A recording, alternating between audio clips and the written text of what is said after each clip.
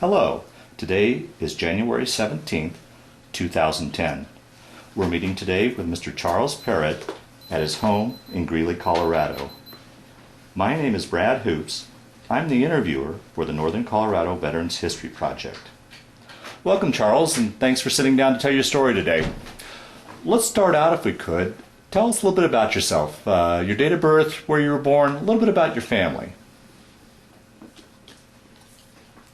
My birthday was January the 4th, 1921.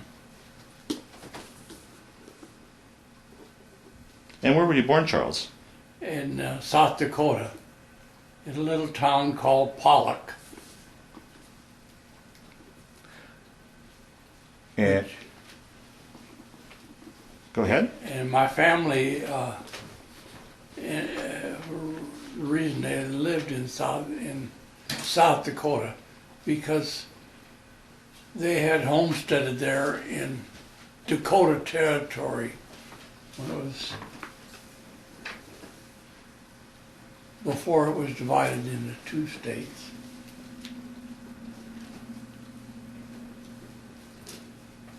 So we always lived within a mile or so of the North Dakota line, separating the states.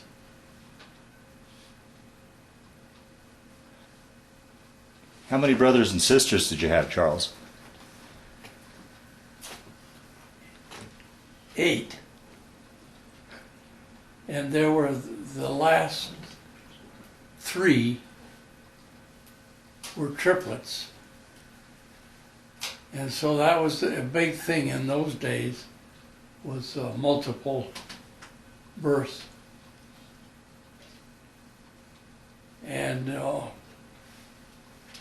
all born at home, none in a hospital setting of any type. And where were you in those 8? What number were you?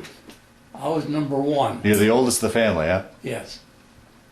And of course I was named after my father, who was Charles Sr.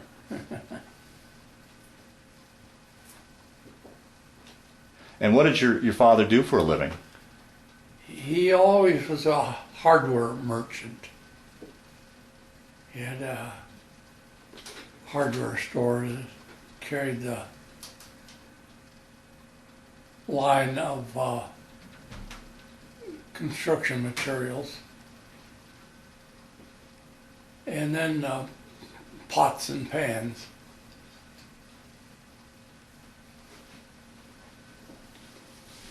And early day paint products.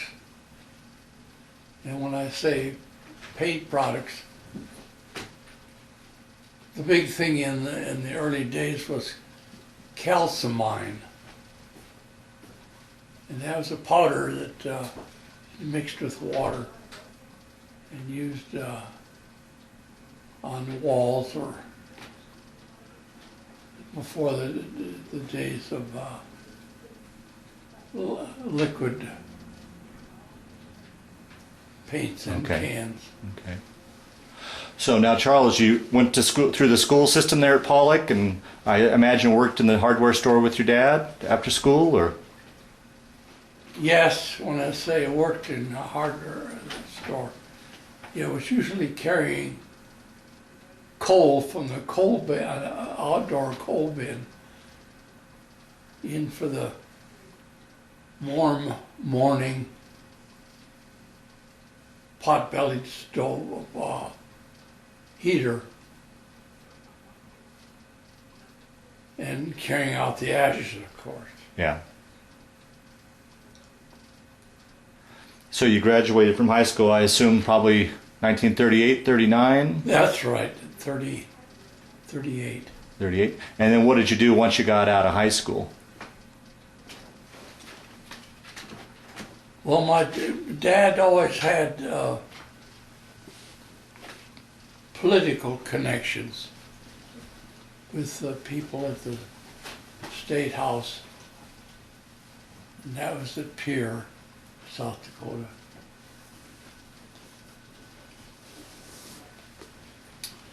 And so he was able to get me on a survey crew, because in the early day roads always followed the old section lines, and they were starting to remodel some of the roads to cut off those square corners, and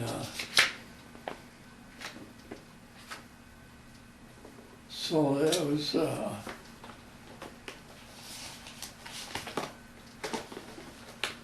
small survey crew that would map out the proposed route of a new highway. Okay. Do you remember where you were and what you were thinking when Pearl Harbor was bombed? Yeah, of course our main source of communication was radio. Uh-huh. And I think that was the first I heard about on the Sunday, as I remember, Sunday afternoon. Right. But,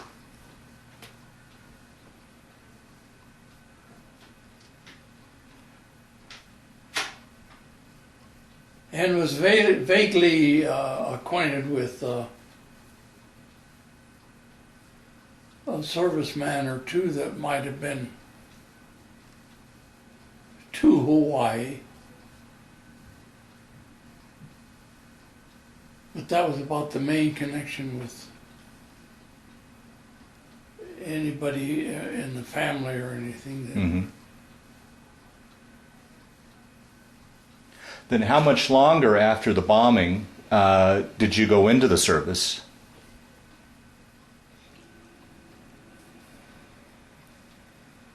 It was probably a year. Okay. Did you enlist or were you drafted? No, I enlisted, and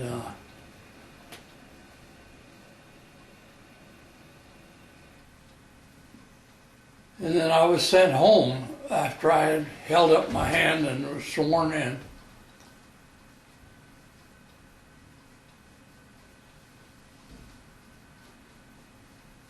I was sent home and told to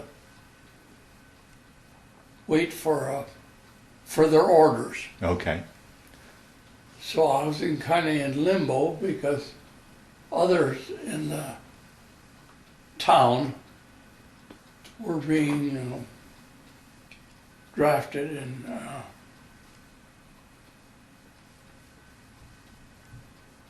and you'd hear about them, their adventures, and so I was just laying around town waiting for a call, and I got a telephone call and said, "Didn't you used to work for the Highway Commission?" And I said, "Yeah."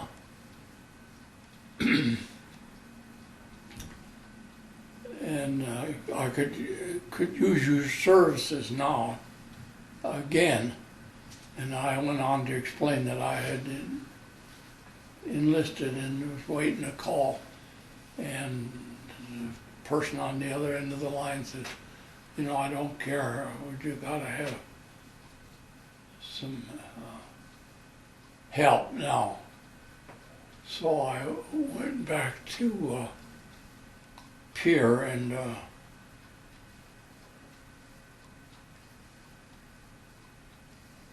worked on an air base that they were building, one of those quickie air bases.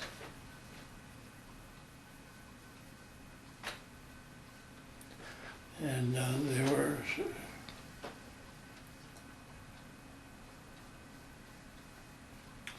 so I worked there for a month or so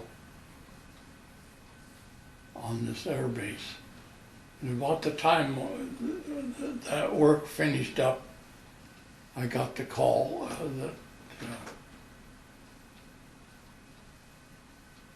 Now, when you enlisted, what branch of service did you choose? Did you enlist in, and why did you choose that branch?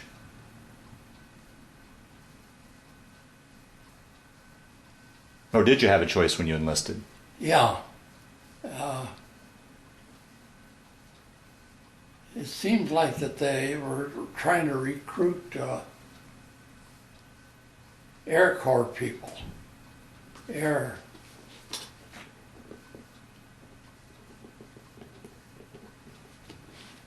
And so I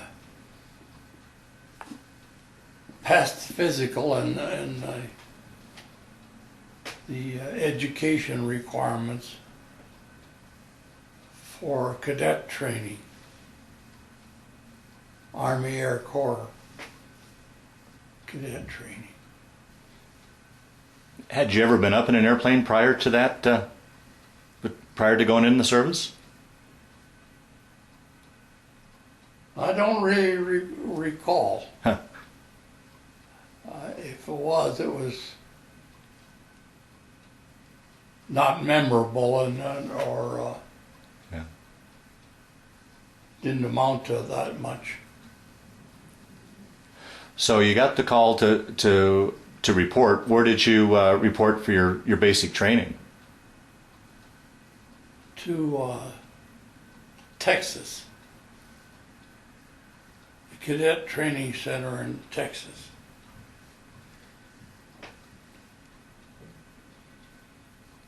And it was a 3 or 4 day trip from Dakota by train down to, and surprisingly we got down there and they didn't have any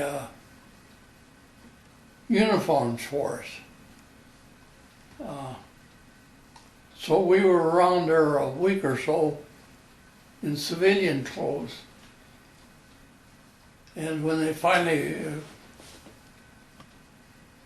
got some uniforms for it, was some once used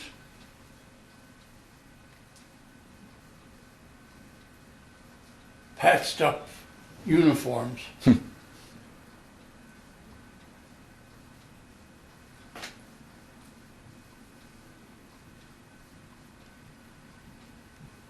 But they were trying to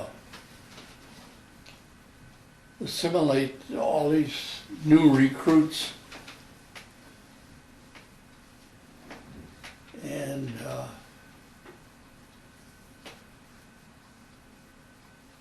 How was that for you? I imagine you hadn't, in your lifetime up to that point, hadn't traveled too far away from home. And so how was it as far as being away from home, going from civilian life into military life? Was that all that much of an adjustment for you? no, not for me. And when I say some of the old letters that I wrote home, I used terms like having the time of my life, and everything was provided, and you were told when to get up and when to eat and like that, and so it wasn't hard for me to adjust. Now, how long were you then down in Texas at cadet training? Roughly.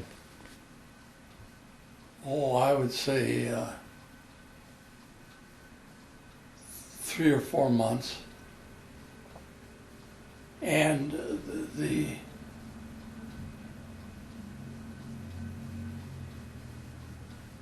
Army had made contracts with some of the old line flying schools to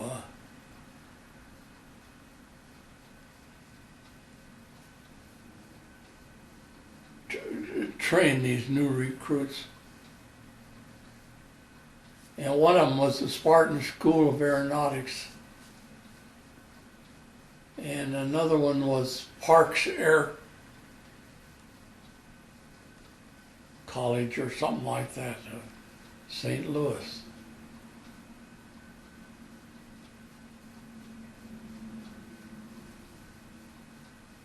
And so airplanes, training planes were furnished to these training schools, and the early trainers were all private pilots or employed by the school to do the training. Do you remember your first flight up there at cadet training at all? Yes, they had a training plane called a PT-19.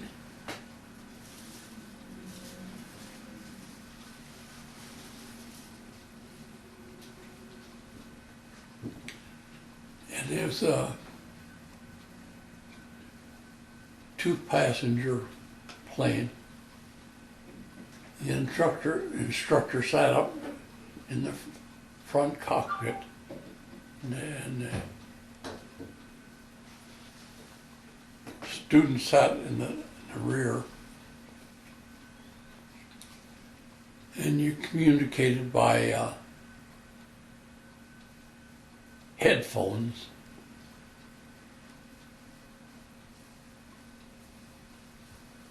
And as I remember, there was more like speaking tubes rather than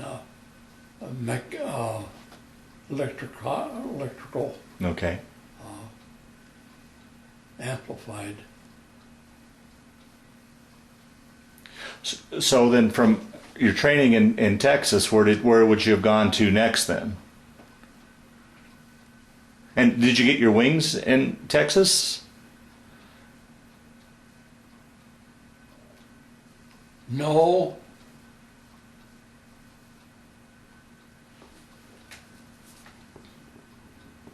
It wasn't years later that I got wings, not as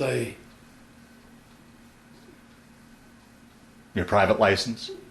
or anything like that. It was as an air crew member.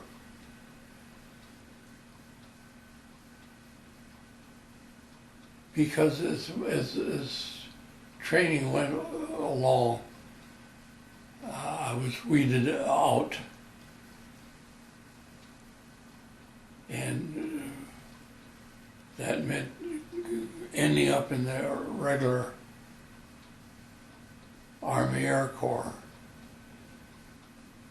And then it was, a series of radio schools, mechanic schools,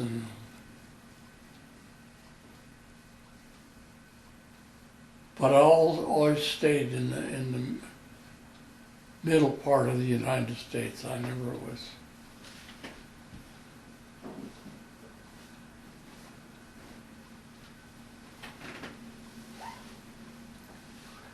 And then from your training, when did you finally group up into a crew?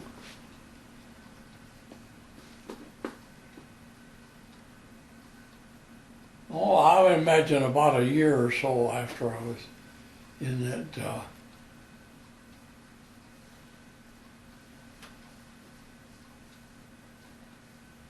Usually what had happened, you would be assigned to a radio school or ordnance school or something like that.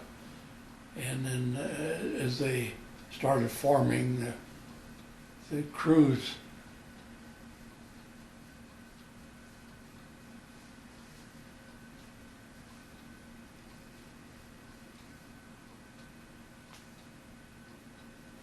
you were assigned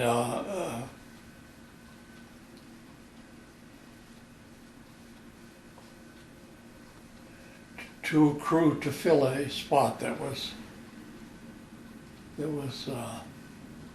available. And usually when you were formed up into a crew, you stayed with that crew, which was a good idea because you got acquainted with the fellas in line. Mm-hmm. And what was your position on your final position on the crew then? It was as a gunner.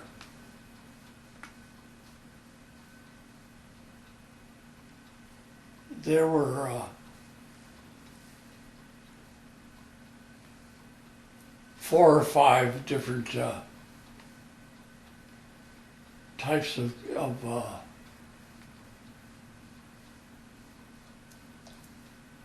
gun turrets or positions. And generally it was how to assemble and clean and maintain your gun position and the ordnance that went with it. And then as time went along, you started flying missions out in the desert.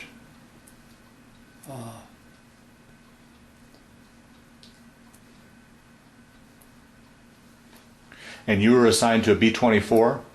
Yes.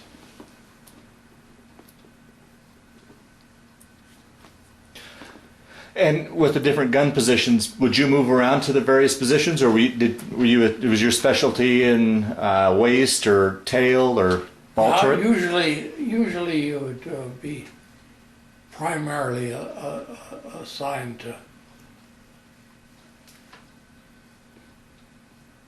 a position because the turrets were built by a different manufacturer and stuck onto the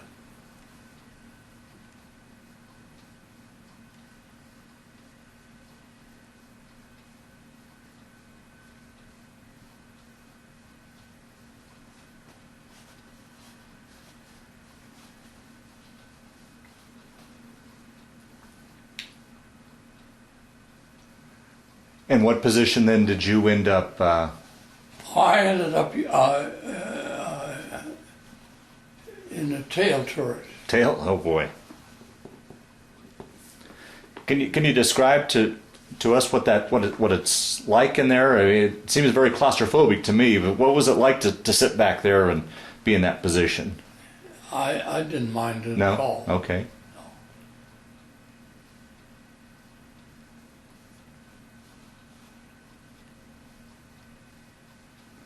So you did some trial runs in the desert and such, and then how long then before you guys shipped out overseas?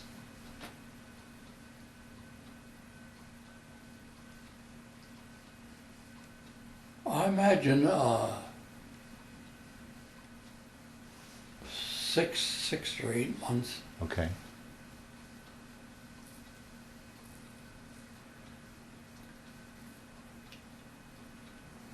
And did you go to the European or the Pacific Theater? Ended up in the Pacific Theater. As a matter of fact, some of the fellas that were in the bomb group had been issued uniforms for like European theaters. And the story is that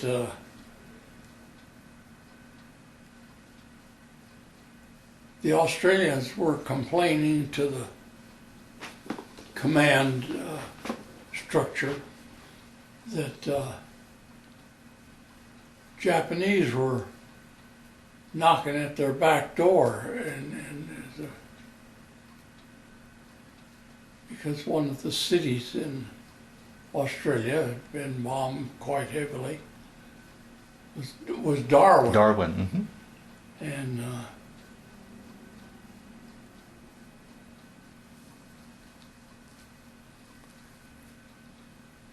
the Australians were probably as far behind in their planning.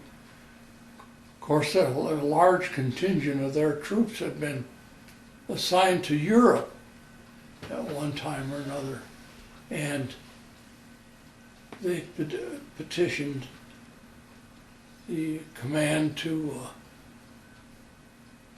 release some of their troops that were in Europe to come back to Australia. And the higher command decided that that wasn't the best idea, because they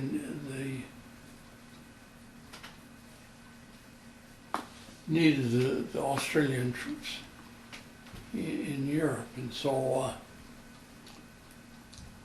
the agreement was, well, we'll give you a B-24 group of 24 planes, 24 airplanes, and we will train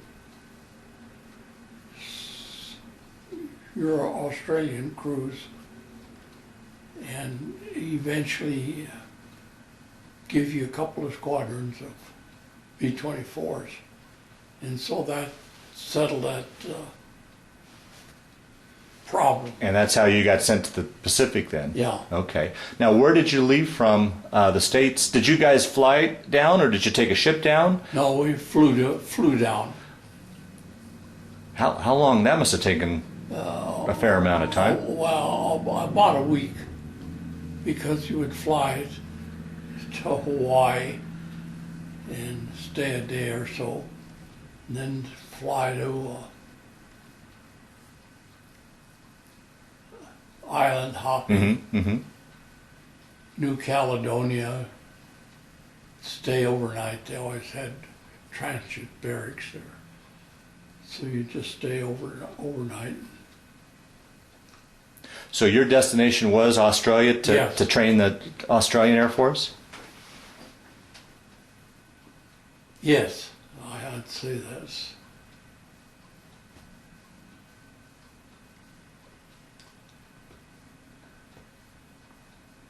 And a couple of the squadrons had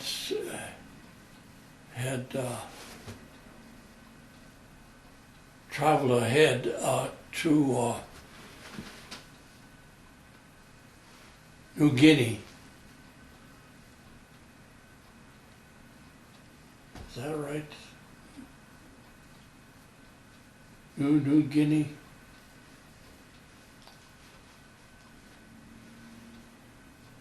I remember they used to say that was the largest island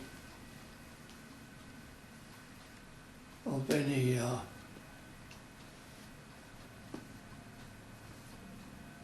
New Guinea was the largest island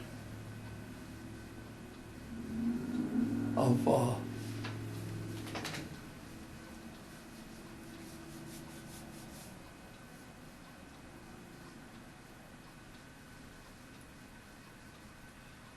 and you'd fly a few training missions there.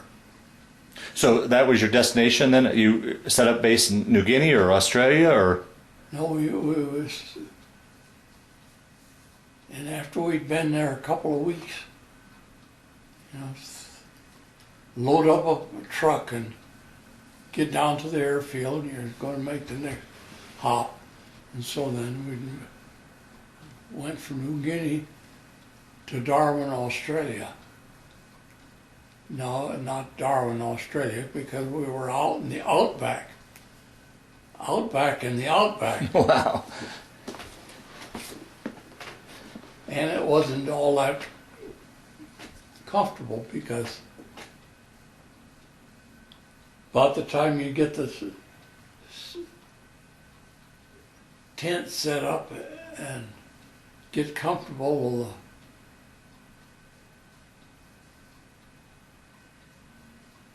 little wind would come along and down and go the tent and start over again. Oh boy.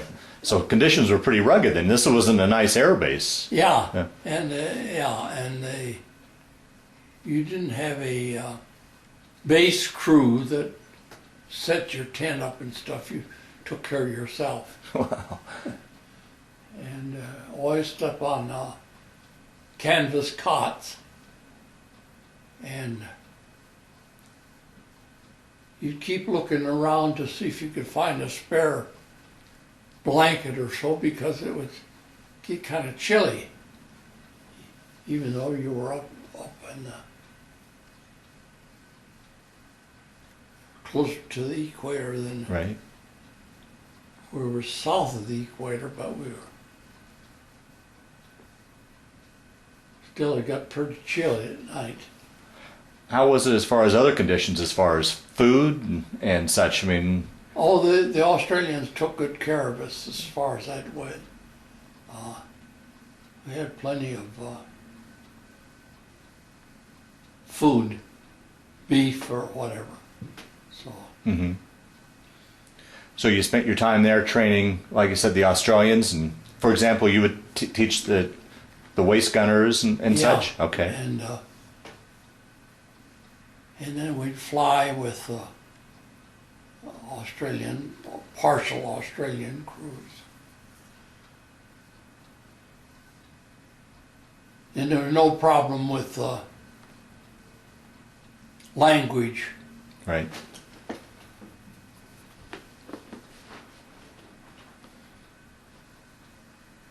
Now, did that base stay pretty rough, or did they eventually build it up to a fairly comfortable place, or were you even there that long? It never got to be. Got well acquainted with the outback.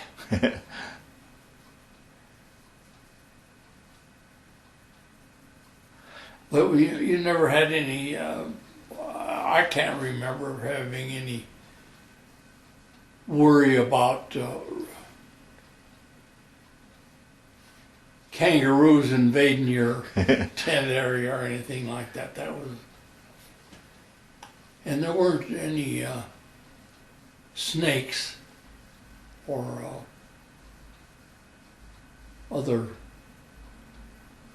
rodents to worry about. So How was it for, here's this boy from the prairies of South Dakota, had never really traveled all too far away from home growing up. Now you're talking about some pretty exotic locations, Hawaii, New Guinea, Australia. What was that like for you to experience those things for the first time? I can't remember having any big problems with it. Now I can remember one of the fellas on the crew that would have nightmares, or in his sleep he'd be calling out somebody's name, but I never had any problem with that.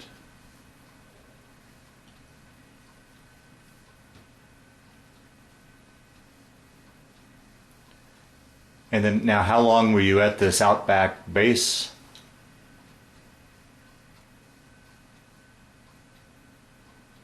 Oh, I'd say 6 months, or 6 or 8 months.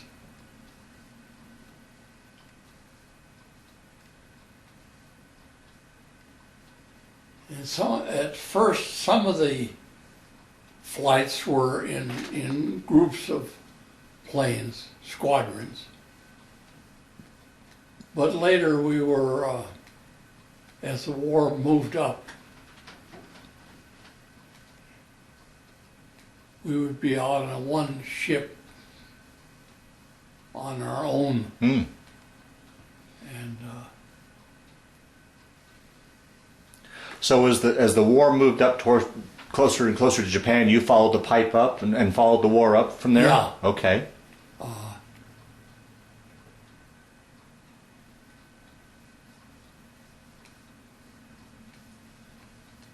The Australians furnished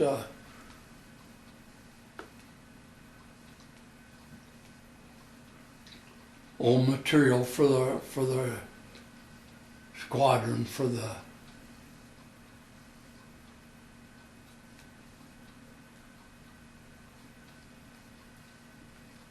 because all of that was turned over to the Australians when we left. And it got to be, as begin to have floor panels in the tents. We weren't on the dirt. Was it always the same way? Every time you guys would move, you'd have to set up your own facilities, or would you ever move into a place that was already set up? And No, it seemed like we'd always have to scrounge around and set up for ourselves. We didn't have the luxury of having anybody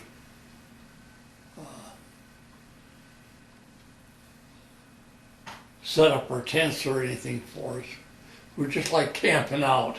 And we may get a hold of some old bomb boxes. They were nice white pine boxes, and make a table or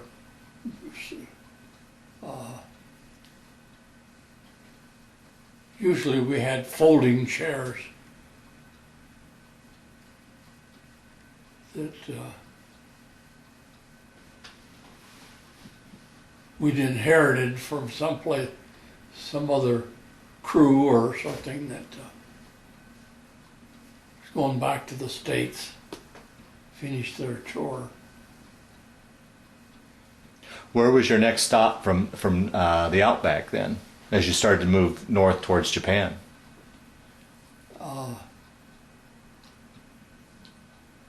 We moved directly up to the Philippine Islands. Oh, okay.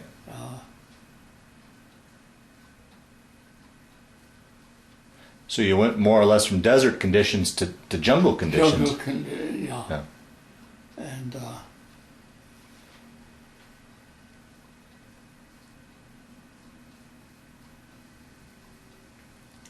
and in the process, I was told, or we were told to pack up anything that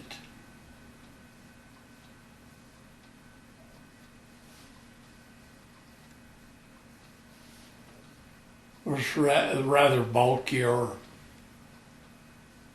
it'd be delivered up to our next. Never got there. Oh, is that right?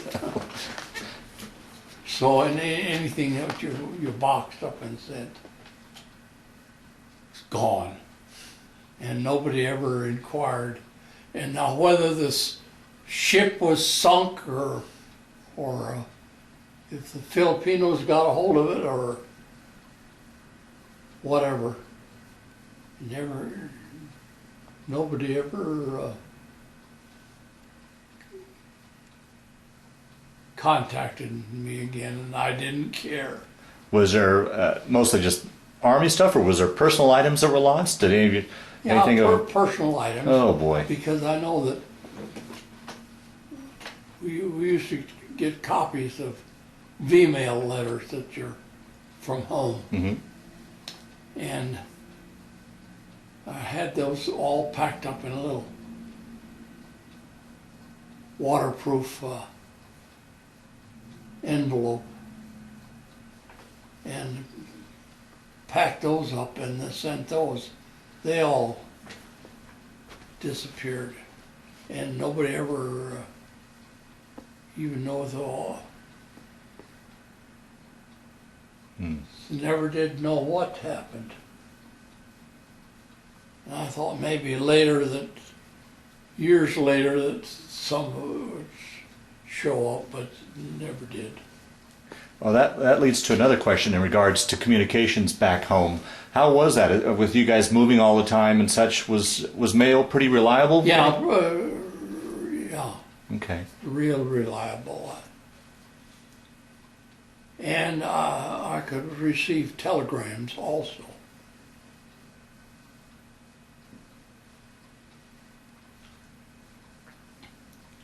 And so that was, the telegrams were real fast service. Mm-hmm.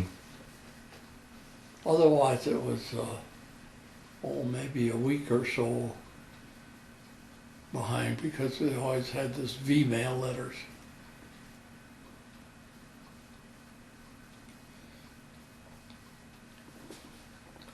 How did you manage it? Now you're in the Philippines. How was it as far as dealing with the weather, and did you ever succumb to any of the diseases that are often found in the jungle? Any problems in that regard? No, not to mount anything. Yeah. Not personally, Yeah. at least.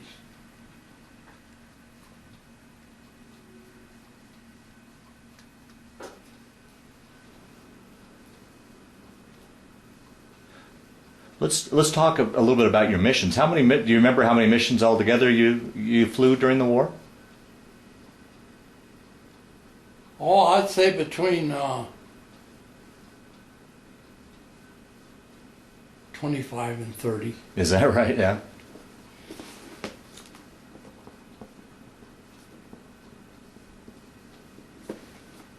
And some of them used to be training flights, Mhm. or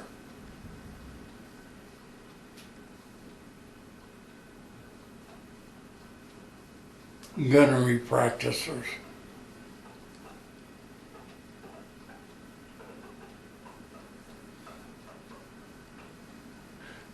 Do any of those missions stand out in your mind over any of the others? A particularly hairy one, or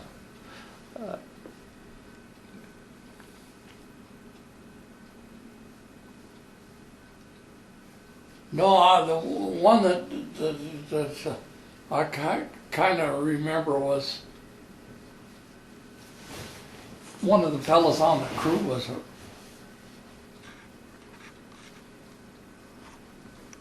liked to feel important and everything, and so one day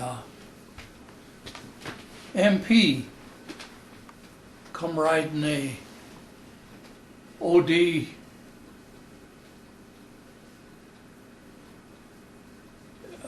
motorcycle, probably a Harley or something like that, and stopped and looked the plane over and everything, and he got friendly with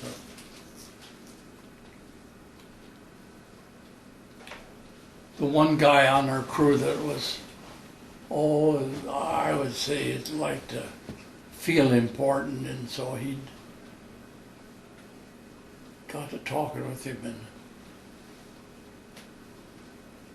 the guy makes some remark about him. Boy, I'd sure like to go along on it.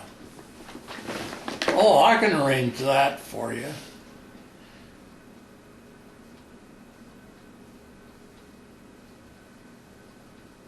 By gosh, if he doesn't show up at our tent area, how in the world he found out that we were slated to go on a mission, I don't know. But anyway,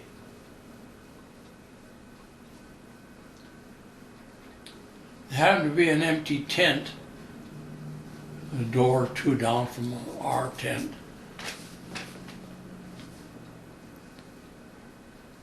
Fixed him up with a blanket or two, and he slept on the floor in this tent. The idea being that this crew member that was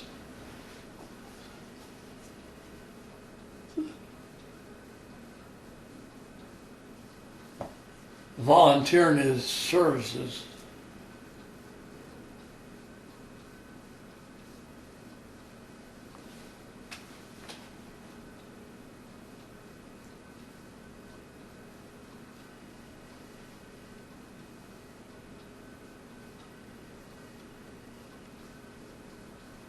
I forget what I was going to. So one of the crew members was going to sit out and let this guy go in his place? Was Not that? in his place, just go along with us. So there was always, you always figure there'd be 10 people on the crew, regular standard crew. Well, with this stowaway and an assigned Australian radio operator or radar operator, ended up with 13 on the crew.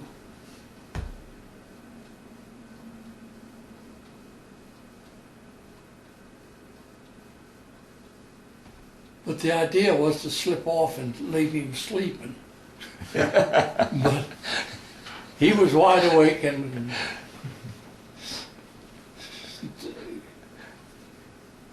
of course it was all dark at night, and no lights on around too much.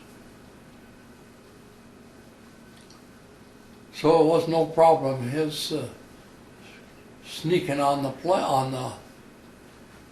truck that took us down to the airfield, and he was instructed not to, make himself prominent, and just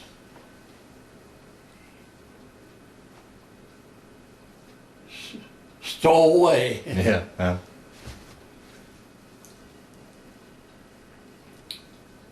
So as time went along, as we started getting into enemy territory, or where enemy territory was likely,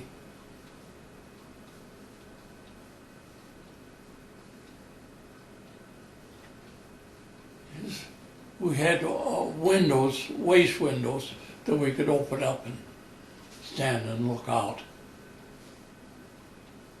Standing out there and start picking up some flak. And of course there was puffs of black smoke. And he ducked behind into the airplane.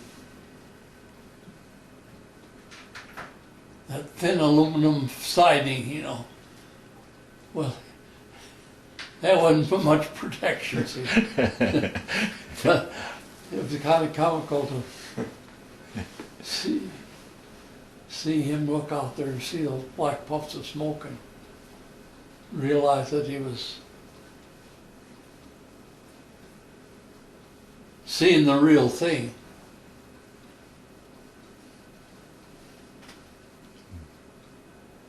But in later years, talking with the other crew members,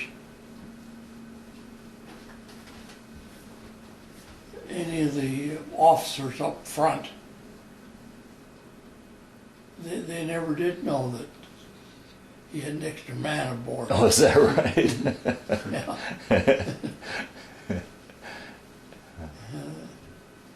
And the thing about it is, I can imagine him getting back home and telling the story that he was on a combat mission.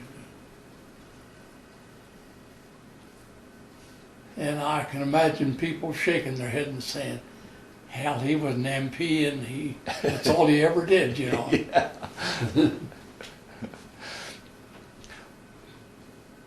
What was it like up in the airplane? Because I know the planes weren't pressurized. No. Were you comfortable in that regard? Did you have the proper clothing to? Yeah, we had. I always had.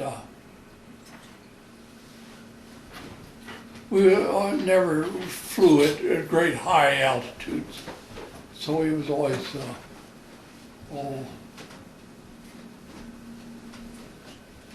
10, 12,000 feet or something like that. So you didn't need to have air masks? No. Okay. If you had a little headache or you might, air masks were always available and you could always, so if somebody had a hangover or something like that, they might enjoy a little whiff of oxygen. But at that height, it wasn't that cold? No. Oh, okay. No. Okay. We weren't bundled up in the big sheepskin. Oh, okay. Okay. And what were your primary missions? Did you have a particular area you guys would go after, shipping, ground, or was it a variety of missions? It was a variety, because you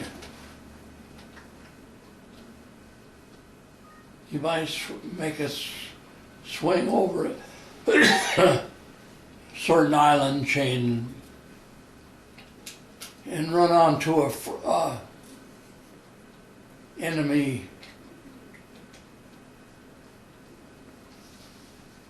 ship, and you always knew it was an enemy ship because they'd start firing at you, maybe.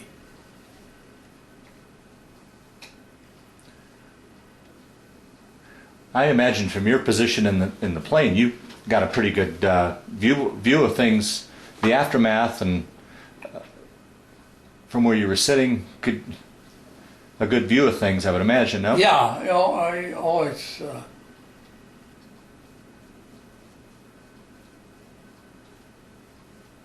And sometimes there'd be a photographer along, assigned as a squadron photographer or something like that. And then, of course, they'd be compared with other photographs to see if there were any changes. Oh, okay.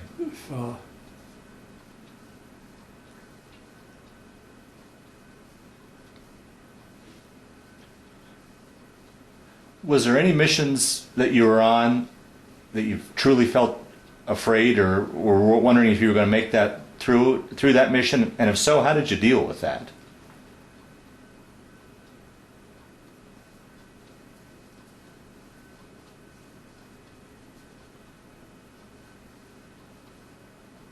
Oh, I can remember a time or two there'd be a malfunction with some of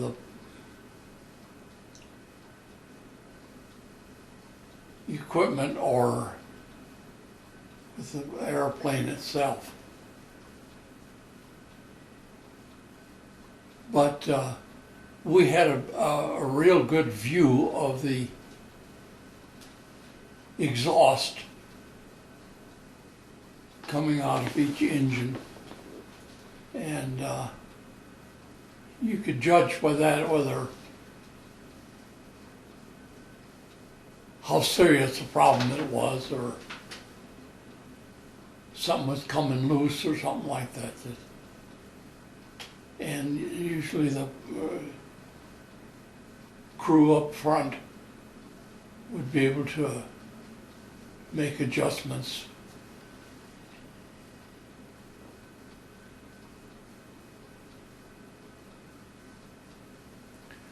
Now, at this point in the war, was the Japanese Air Force pretty much out of the picture, or did you ever come under attack by the Air Force or by their planes, or was it primarily ground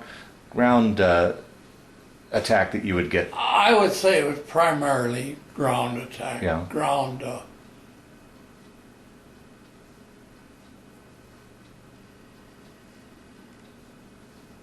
And usually it was, well, you might swing in over an island or something like that, and maybe they'd set up a gun emplacement or something like that that you weren't aware of. And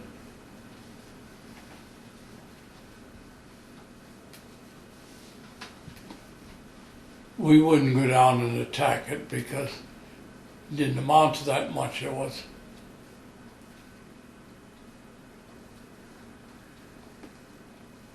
So a note was made of that location and like that. And so in the debriefing, you would bring that up.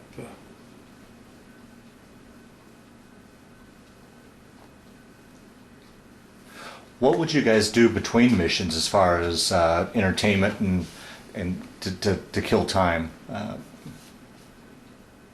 Well, you might get a hold of some fishing gear, and as a matter of fact, there was the Red Cross girls there that were able to get a hold of some steaks, so we would make arrangements to go out into one of the islands in the bay there or something like that and have a little picnic, and sometimes we would take one of the Higgins boats that had the door that dropped down in front. Go out there and put the door down a ways and dive off. And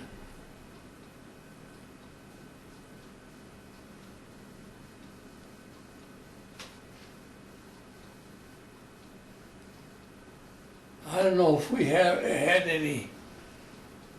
It seemed like we never worried too much about sharks or anything like that. So. Wow. I don't know if it's during this time, but I was told to ask you about the chicken story, to have you tell the chicken story.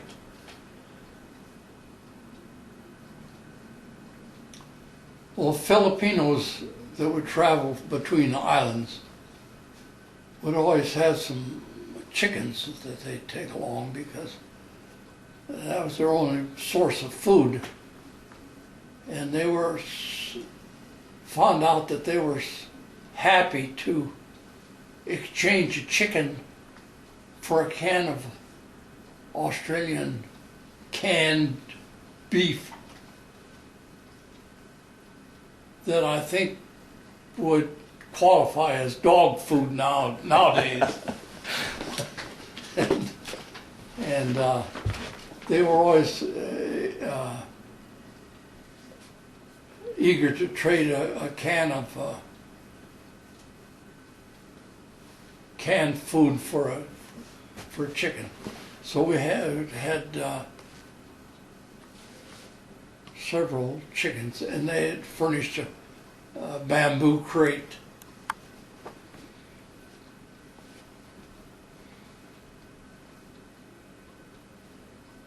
So we had 4 or 5 of the chickens, and it was getting long toward the end of our tour of duty, or we knew that we were going to be leaving, and so we petitioned the mess hall for a little extra bread and stuff like that, with the story that we were getting ready to leave, go back to the States and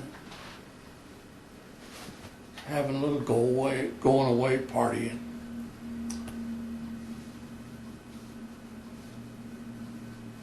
But I'll be damned if one of these chickens didn't get away from us, and escape back into the jungle. And we didn't know how in the world we were going to get it. All we had was a .45 with a birdshot cartridge in it.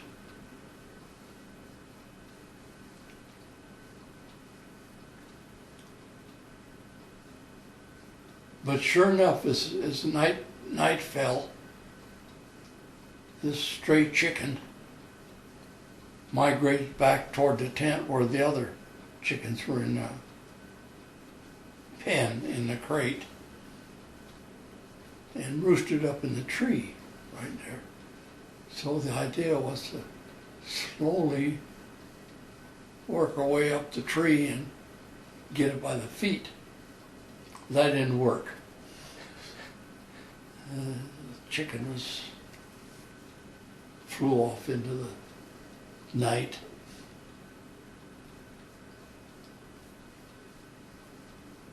But the one night that I remember was we had been on guard duty that night.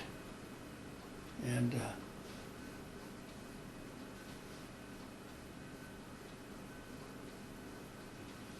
the others had crawled into bed the first thing they got off duty, and I went down, took a shower, and by the time I came back to the tent, the rest of the crew was all in their bunk and sound asleep. And here was this chicken walking around our tent with the other chickens. Were got out the old 45, and we had a burlap screening around the outside of the tent. So I crept around there till I lined him up, and bang, blew his head off. And of course, some of the guys that were dozing and everything, they feared for the worst. Jumped out of bed and, what happened? What happened? Go back to sleep. I just shot that chicken. So hung the chicken up till the daylight, and prepared to have a feast of the other chickens that we had too, and petitioned the mess hall for some extra grub to go with it. Sympathetic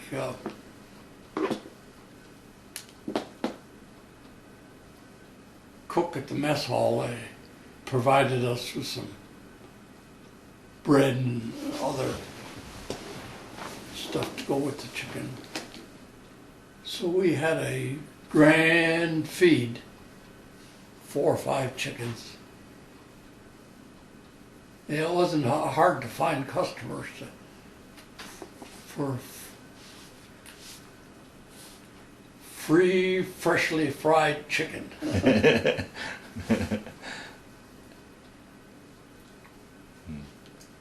Now, you mentioned that you were getting ready to leave there. So from the Philippines, you went back to the States, or? No, this was in Australia.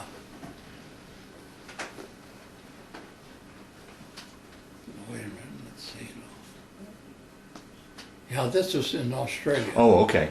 Okay. And we were going up to the Philippines. Okay, all right. So once in the Philippines, is that where you finished out the war, or did you continue to move north, or? Yeah, no, we finished our tour of duty, and so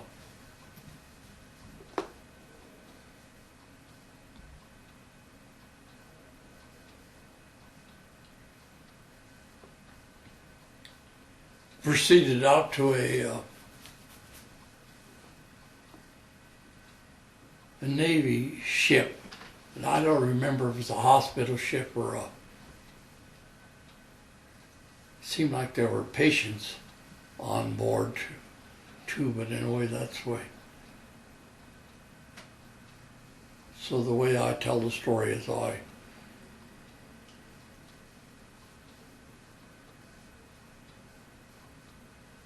mistakenly was sent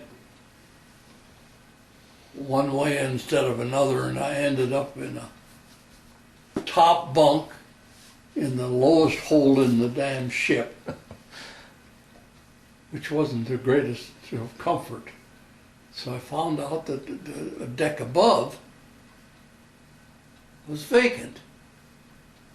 Beds all made up there and everything. So I thought, well,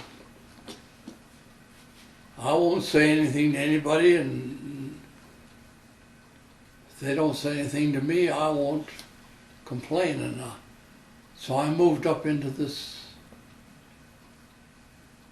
upper deck without permission or anything like that. After a day or so, I found out that they were a bunch of, well, let me call them shell-shocked. Oh boy. Or Yeah. Patients that were able to get around and like that, but they suffered from battle fatigue or whatever. Okay. So I traveled in all the way back to the States in a group of battle fatigue patients. And I remember they began to get suspicious when this guy kept wringing his hands, walking back and forth. Found out the true nature of their reason for being on the particular deck. But I traveled all the way back to the States in comfort. How was that for you? Once again, a boy from the prairie of South Dakota. Did you get your sea legs, or did you get seasick at all on No. the trip? No. Okay. Now, was the war over at this point, or were? No, it was Okay. it was still. But you'd completed your missions, and Yeah. your required number of missions, and were headed. Yeah. Okay. A Okay. required mission, Okay. and And you there'd be replacement crews that could be coming in. and your entire crew made it through those missions unscathed. No one. Yeah. Oh, very good. Never lost anybody. Good. Where did you guys land back in the States?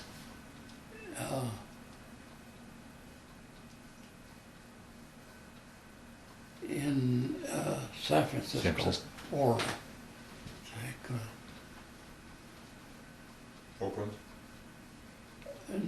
Angel Island. There was an island out there in the bay at San Francisco, and the ship pulled in first to San Francisco, and at least some of the guys had been saving their money because, I'm going to tell the folks that I only had a week or two leave at home, and then I'll spend the other week or so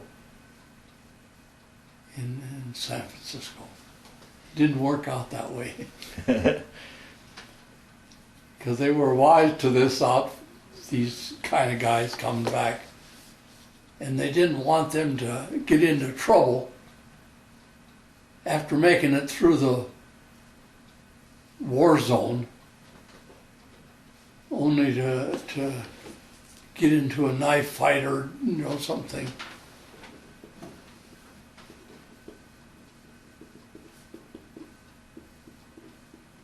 So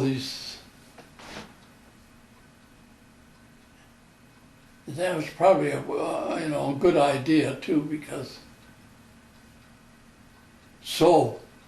when we got off this Angel Island out there in the bay in San Francisco, took us on a boat right across to a big railroad yard where they had multiple trains already made up, and if you were going to the East Coast, you'd go down train number 5, and if you're going south, you'd take another train. So that was, I thought that was good thinking on the part of the authorities to see that these fellas at least made it back home. How was it for you after spending, I don't know how long you were overseas in those various pretty rough conditions? Was it nice to be back in the States, and did you have any cravings for anything that you'd missed that you'd finally got? I know a lot of the guys always talked about drinking real milk again, or a milkshake or a hamburger. Anything in particular that you were glad to get back to?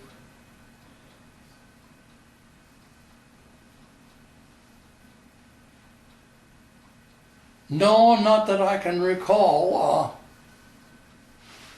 It was because it seemed like we always had plenty to eat and plenty.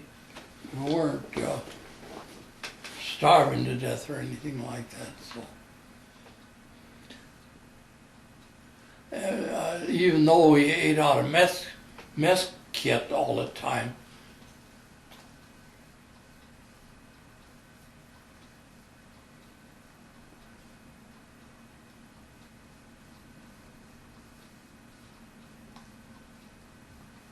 And the one guy on our crew, he always used to say that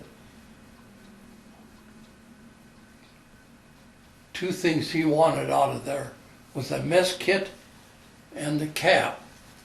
So he said,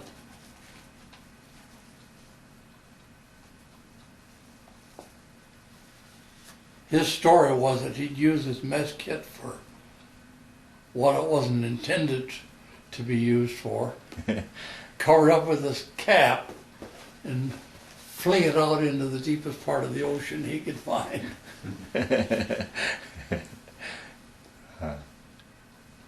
So once you were in the Bay Area, then you got on a train and were heading for home? Or did you have to go, were you transferred to another base before you were discharged? No, luckily came home for a month, I think.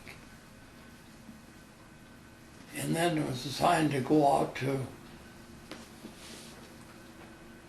California, Santa Monica, no less, where the government had taken over some of the big beach hotels. And they were probably in need of remodeling anyway. So the government probably got stuck for a good many millions to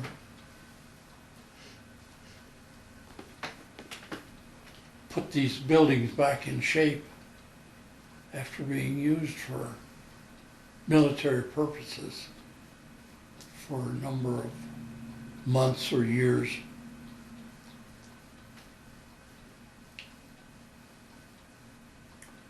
But that was the greatest vacation I ever had. I and my wife. It didn't cost us anything, except that she had to pay for her own meals. Oh, let me back up here then. So you got married when you were home on leave, or were you? Oh no, we was already married. You were married when you went before you left to go overseas? Oh boy, okay.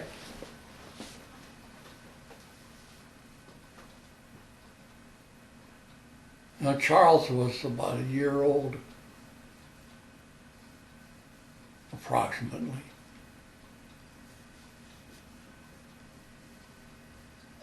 He didn't have any idea who I was at all. Was he born before you left, or was he born while you were overseas? He was born while I was overseas, because I received the word in a telegram. So we had good communications as far away as Australia was. That must have been tough, being away from home from your wife and newborn. Yeah, that was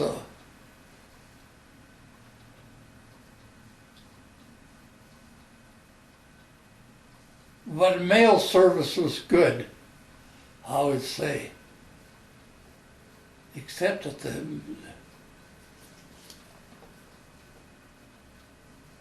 all of those V-mail letters that I received, well, I had carefully packed them away in a And were lost then. and they were lost. Yeah.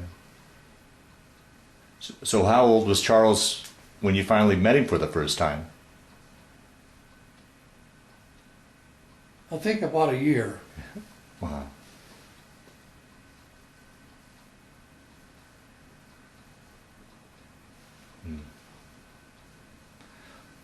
So that must have been, after being away and when you came home on that leave, that must have been a great homecoming to come home to your wife and your folks and your newborn, and it must have been a wonderful homecoming.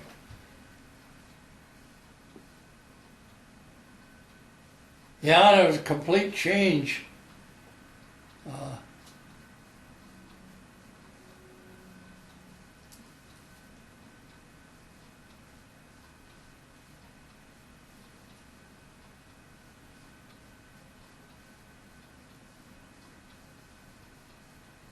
I know some of the fellas had, when they left for the service, they packed up their good clothes, the only suit of clothes they had, and were glad to have it when they got home. Because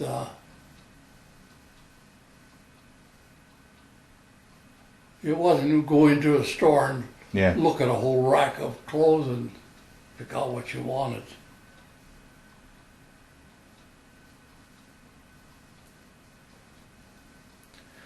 So now, from your stint in Santa Monica, is that, were you discharged after that, or did you?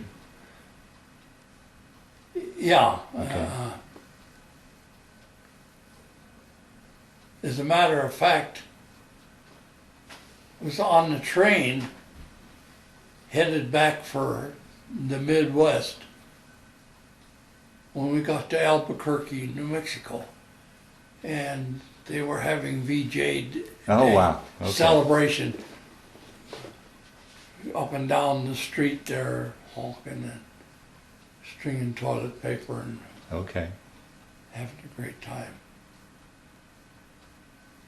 So that's where you were when the war was over. Okay. So I was one of the first ones discharged.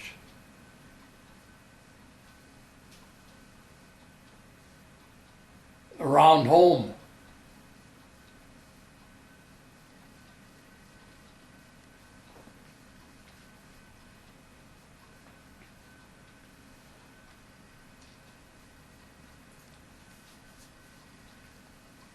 How was that then? Once again, the transition going from military life back to civilian life, was that much of an adjustment for you? No, it didn't seem to be.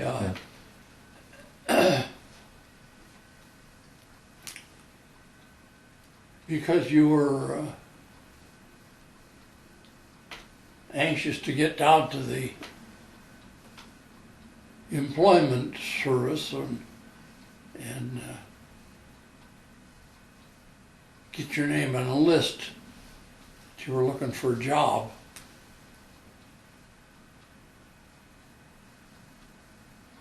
With everybody starting to come back, were jobs scarce? Yeah, I would say they were scarce. And one of the things was that things that had been put on hold for a number of years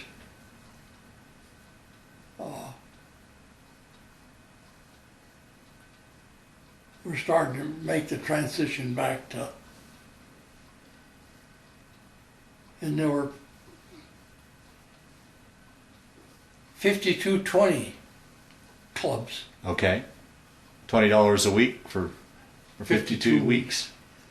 And the fellas would take a sheet and put in big letters, 5220 Club. Be driving around the streets, you know.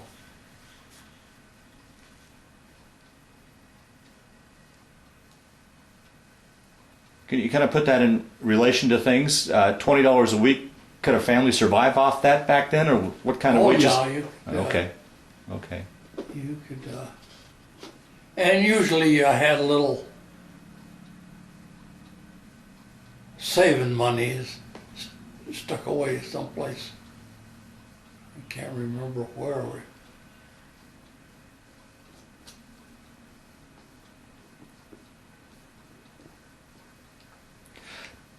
Did you ever talk, say for example with your mother or with your wife, what they were thinking while you were overseas, how they dealt with that?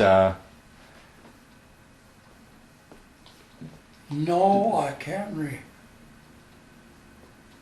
I can remember the group, the group that I was in during the war. Some of the people in the office part of the had been in the publishing business back east someplace. So it wasn't long before they came out with a booklet.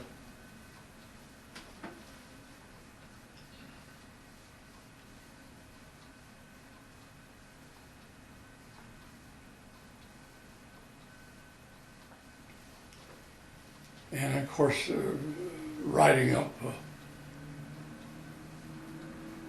humorous things that happened, or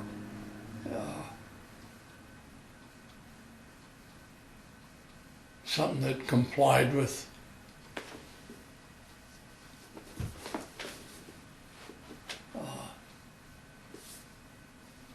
census or censure. Yeah, because your letters were censored. You really couldn't tell anybody where you were at or what was going on back home. Yeah. So they may have had some idea that you were in the South Pacific, but that's about as close. Right. That must have been tough for your wife and your mom, not knowing, the unknown really, I guess. Yeah. Yeah, and I can remember my mother reading in this book that was published after the war, reading some of the stories like that. And it must have been that she'd had the idea that you were in Australia and that you were in a safe place or something like that. But I can remember her reading in the book and come to the revelation that I could have got killed over there. Right.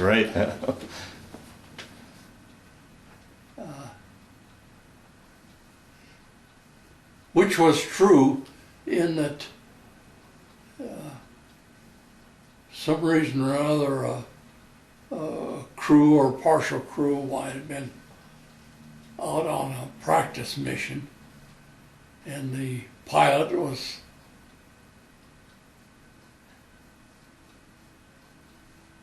uncareful,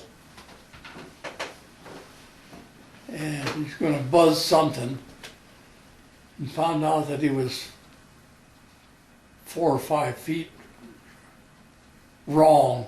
Oh boy. So he was landing, wiped out the whole crew, after going through them.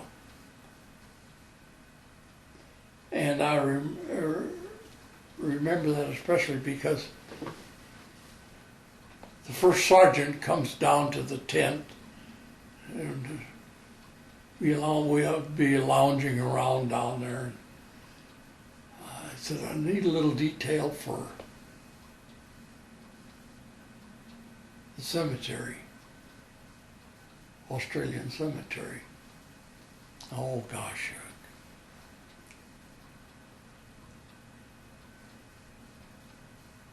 I wouldn't care to do that. Well, also we need some grave diggers. You have a choice. Oh, I'll take the job with the. And so you get down to the cemetery, and there'd be, well, maybe as many as 6 caskets on a flatbed truck. And you'd unload those and march down through the cemetery.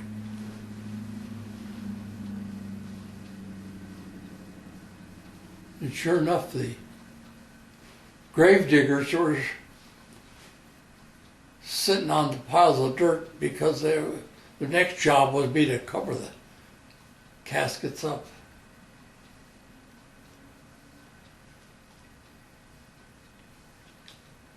And years later, we made a trip back to Australia, out to see the site of the camp and the cemetery and like that. And I inquired about the six, as I remember. And the gal conducting the tour, she said, oh, they was uplifted, sent back to the States years ago.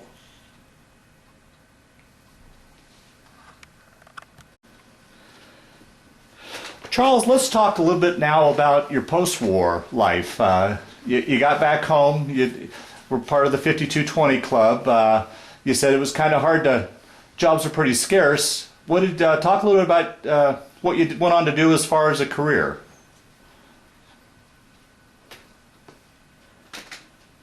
Okay.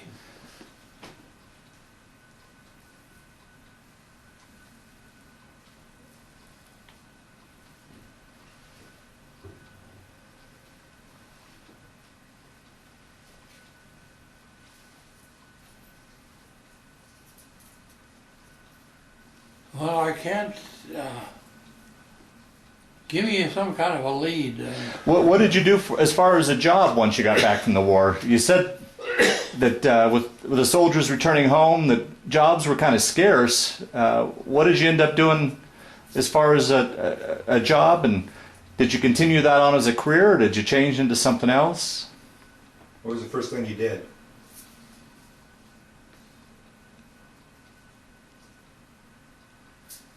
Well, I worked for the Milwaukee Railroad.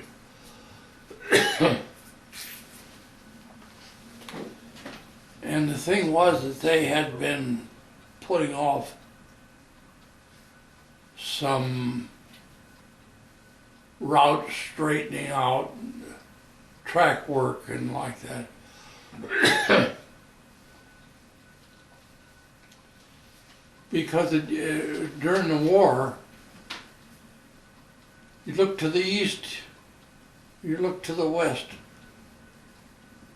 and there would be plumes of smoke from railroad trains because they all burned to oil or coal or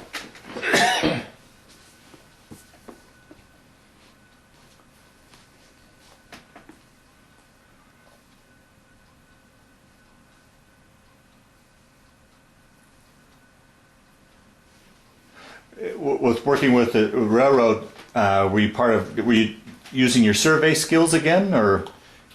yeah, because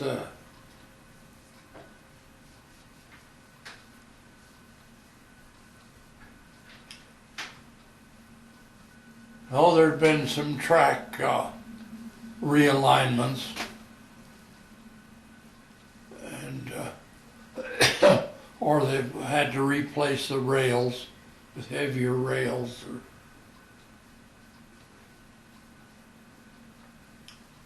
So for a few years, there was that adjustment of getting back to normal, I guess you'd say. Sure.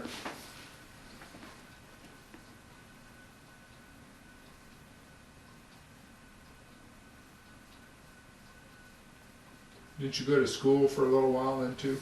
Yeah, I went to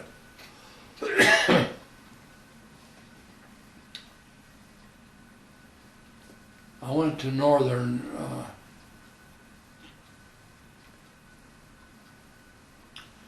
and every college had a program of building housing for students or returned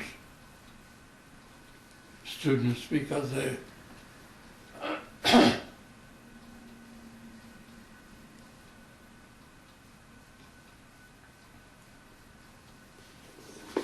lot of the returning servicemen were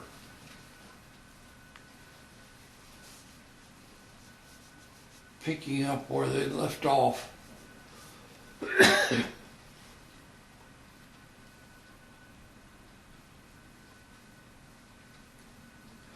Were you able to you took advantage of the GI Bill for your school? Yes, for part of it, yeah. Okay. And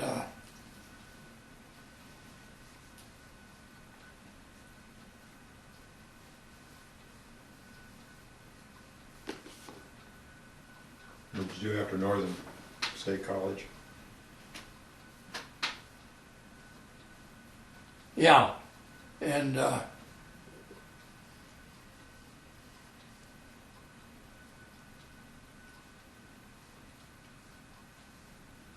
well, there were a few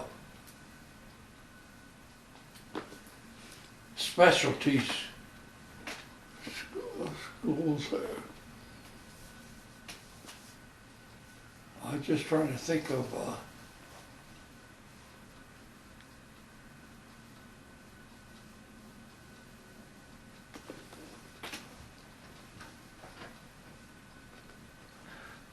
What did you study at Northern?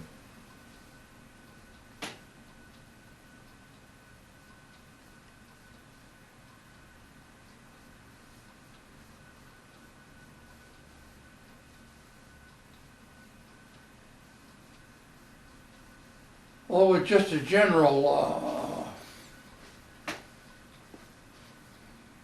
college. I can't think of it. They didn't have any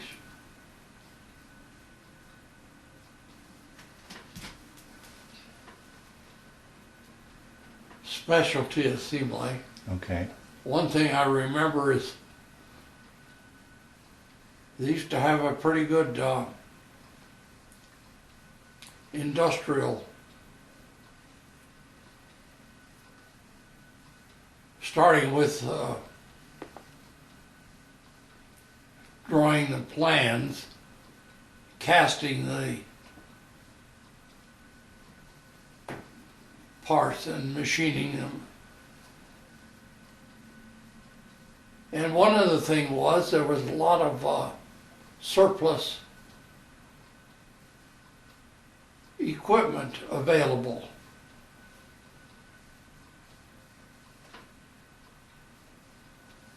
But that didn't always work out the best, Yeah. because you get a catalog and it'd show that a certain machine was available, but may not have shown the dimensions. So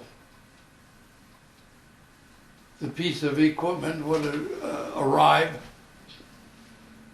wouldn't fit through the door. Oh. And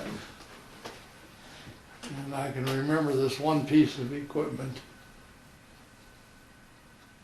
sitting halfway down the stairway. I was half story down and sitting there covered with a tarp, you know, to try to figure out what they were going to do. Tear out the store, tear down the building, and How'd you wind up going to Tulsa? Did you go there after Northern State?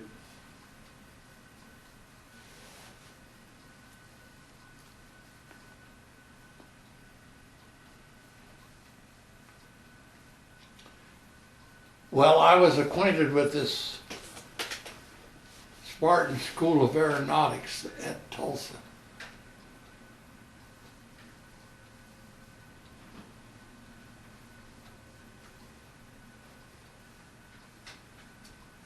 And besides being a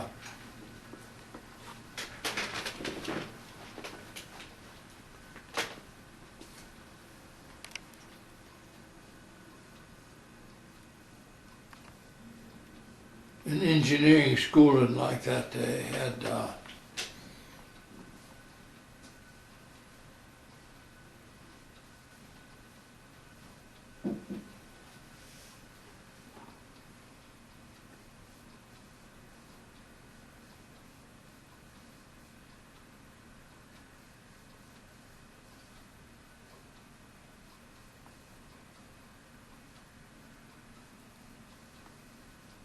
but that's right at the end of the war there when the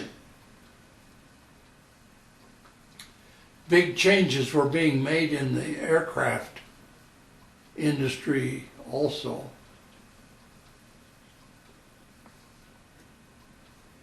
It's just about the time that jets started coming in.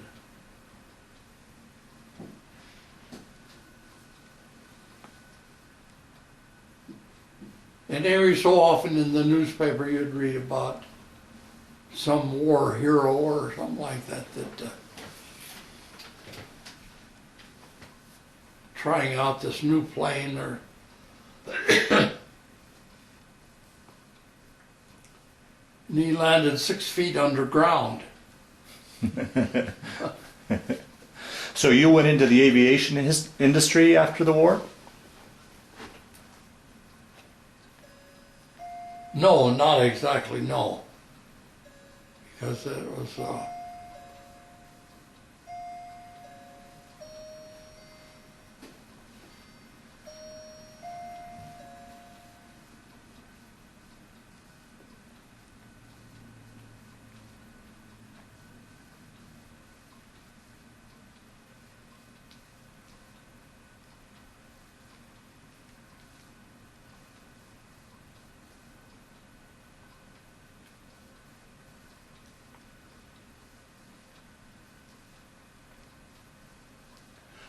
Let's talk a little bit about your family. You had Charles was born while you were overseas. How many other children do you have? 3 others.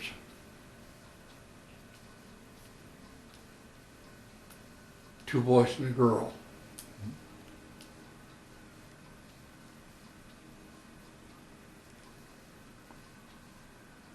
And one thing about them, I never had to ever help them with any of their homework or anything like that.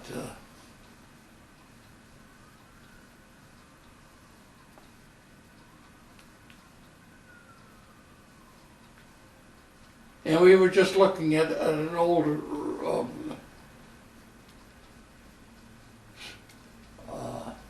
record card.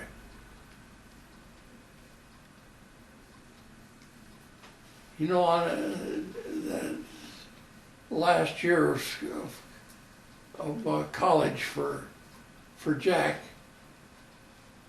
how many A's he got. God, I never saw an A. So they're all smart kids, huh? Yeah. Yeah. And must have come from the other side of the family.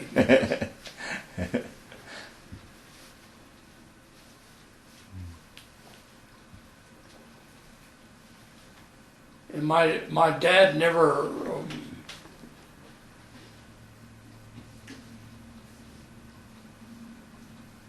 ever talked about going into the hardware business or going into the business world.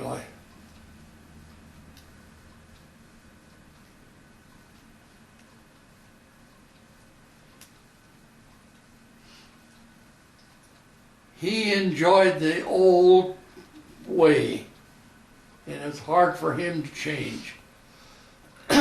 He never owned an automobile. Used to walk back and forth all the time, and that's probably what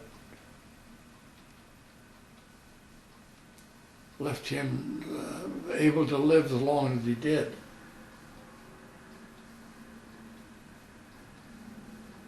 But he enjoyed that small town where you knew everybody by their, not only by their first name, but by their nicknames and how they got their nicknames.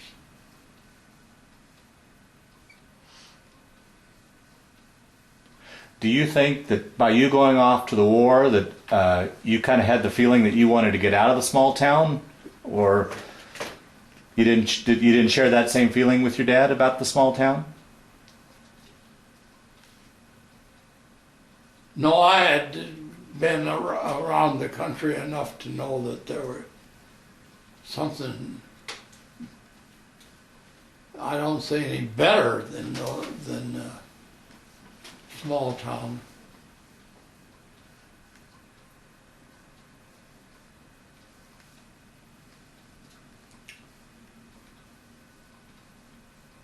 But that's when you would, you could get credit easier then than you could do now. Because it was just between you and the store owner, and he knew you or knew your family or something like that. And still you got stuck with a bill or two. I can remember an incident.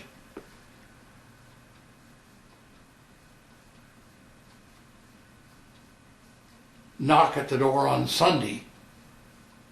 My dad would always usually take a nap. That was his claim to fame, as to that Sunday afternoon nap.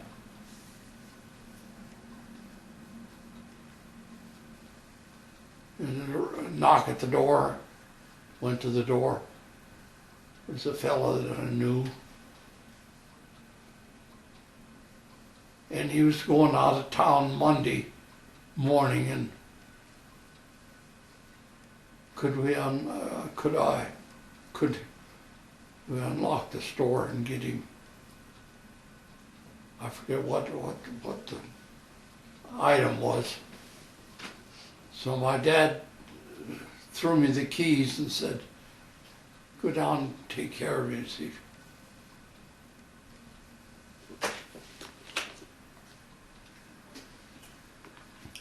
And it was Royal West. Royal West. That don't mean an awful lot until I tell you the rest of the story. In Royal West, I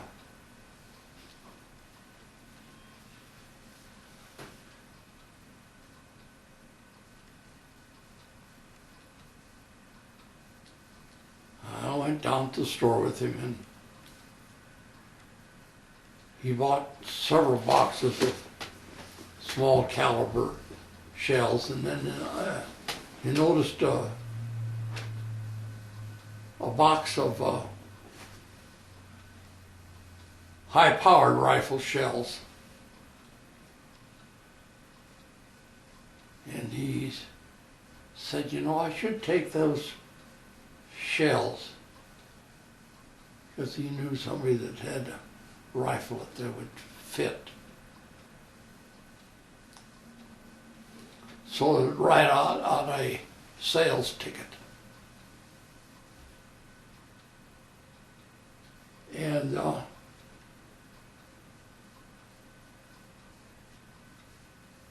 I forget, bought an item or two. And then as we were going out the door, walked past a showcase, and there were some wristwatches in there. And I remember the wristwatches were, that's when Ingersoll was a top name and a cheap, I don't know, $12 watch or something like that.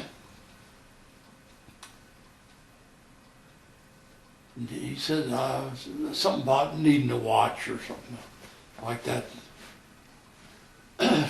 Put that down in the bill. And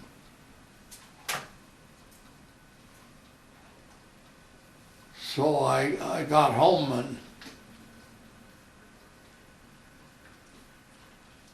and my dad asked him,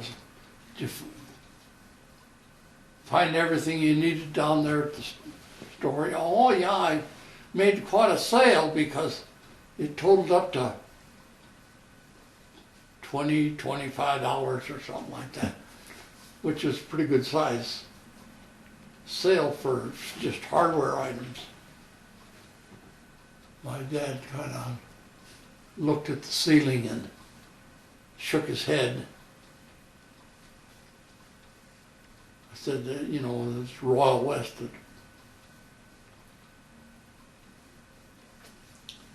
Didn't think enough more of it till the next week. A day or two went by and there's some kind of gossip around town about some fella being missing or something.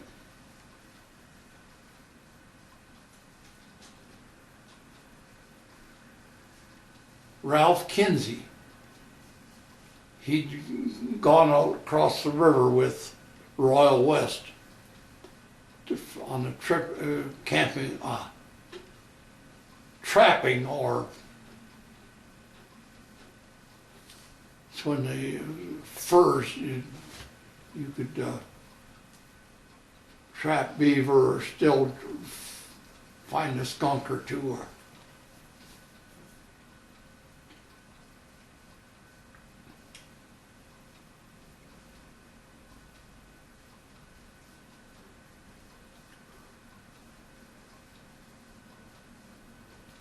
And I noticed that, you know, my dad didn't seem to be particularly think I made such a hell of a deal because he knew Royal West, I guess, better than I did.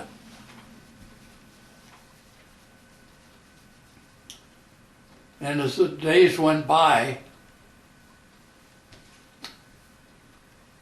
here was the sheriff picking up Royal West.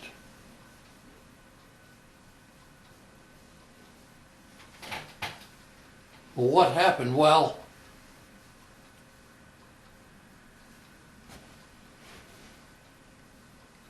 Kinsey never came home. If you went to that, with that other bunch of hunters into Montana, they must not known their way back because then somebody remembered seeing Royal West vehicle down in the river bottom. So they went down there and sure enough they could find the wheel tracks there.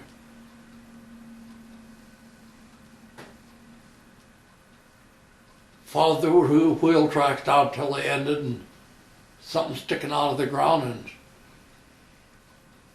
so I started digging, and pretty soon they come up with some remains. And it was old Kinsey.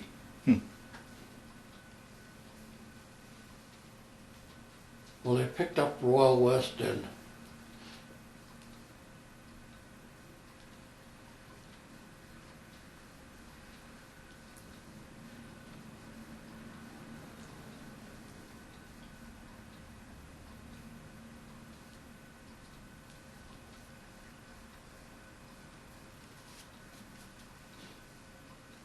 the story was the same, that Kinsey had gone on west into Montana.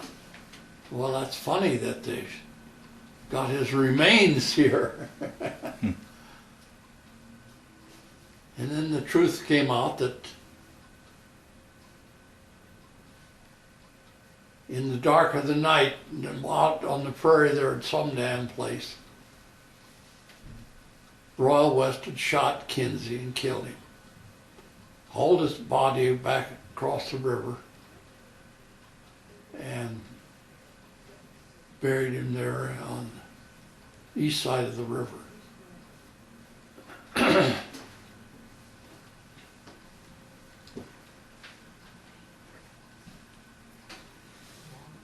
My dad still had the bill Oh boy.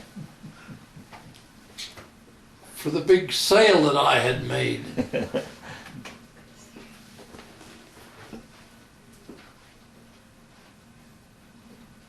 But I must have been working away from home at the time.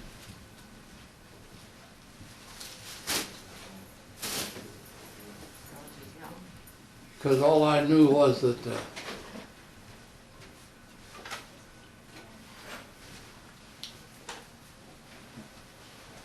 and a lot of us around home there had grown up with Royal West and the other West boys.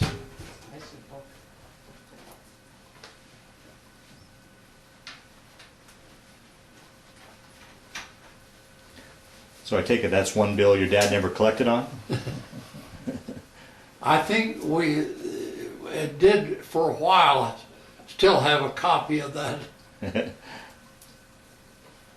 bill that I wrote up.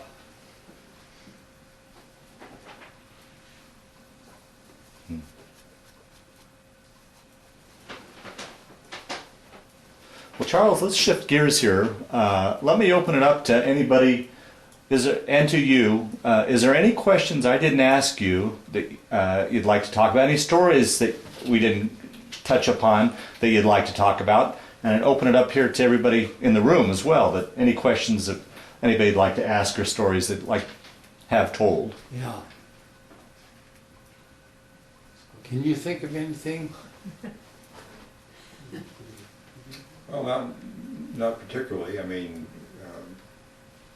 you might just describe a little bit, you know, where we lived after the war and what you did when after you got a job. The part you kind of left out. I know you started working for the government. You tell stuff from that point and sort of tell where we lived and what you did. Well, we were just starting to build the dams in the Missouri River. And since I had had some surveying work and other engineering work, I had applied for a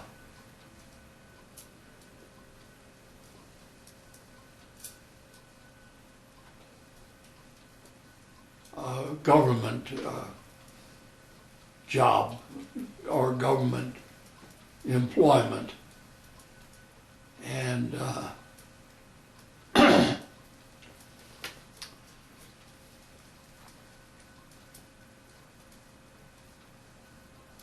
I had a little bit of a advantage because I had a disability with a service disability. And so they were building these dams, and it was hard to fill a lot of the positions because living conditions weren't the best.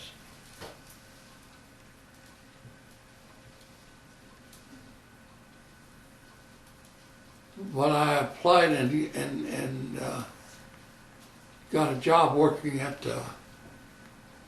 Fort Randall. It was a dam that they were building in the Missouri River, and it was an earth dam. And part of the job was concrete work, inspection on construction. And so that was where I was employed.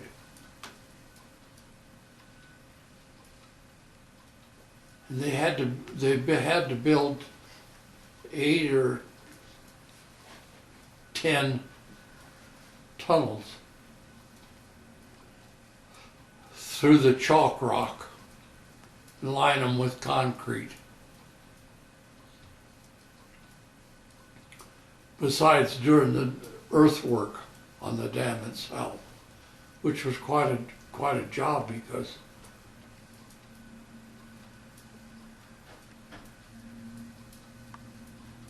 You had to bring in heavy dirt equipment.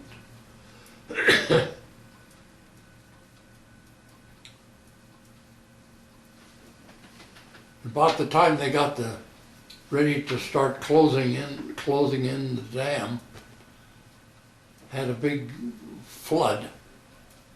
Must have been snow melt or something. And damn near washed out everything that they'd put in. Hmm. Finally got that straightened out and got the dirt work finished up. And we were living in this company town, this government-owned town. Had a comfortable two-bedroom and a garage. Had a new car, so it was pretty well fixed. Was it still just the three of you, or did you have any more children at that point? One more. Okay.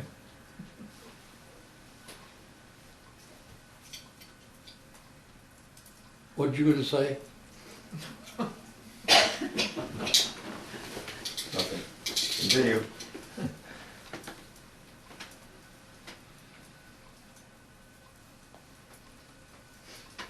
So after that, then what? After Fort Randall Dam?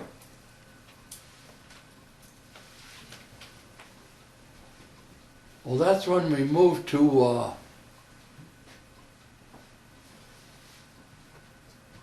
Tulsa, wasn't that? No, to Lincoln.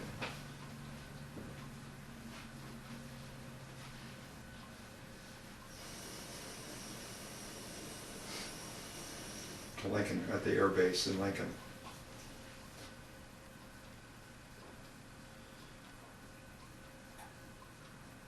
Yeah, they were coming out with a tricycle landing gear on jet bombers, which was a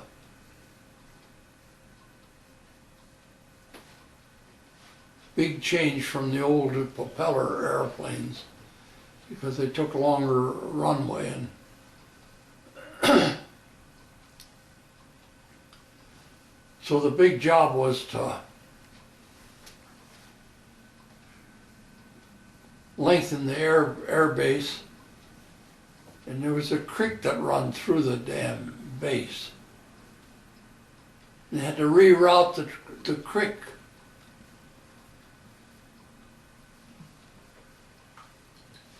So I forget how many years we were there. 4, 5, 6 years? Yeah, about 4, I think.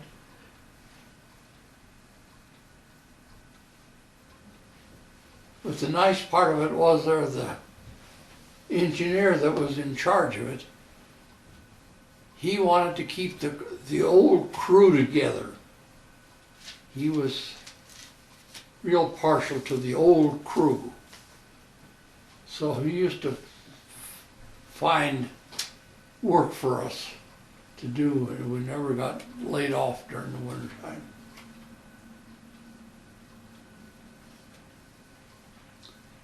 And there we happened to live in some fairly comfortable quarters that had been made out of old, what had been a hospital area for the air base during the war. And the rent was real cheap.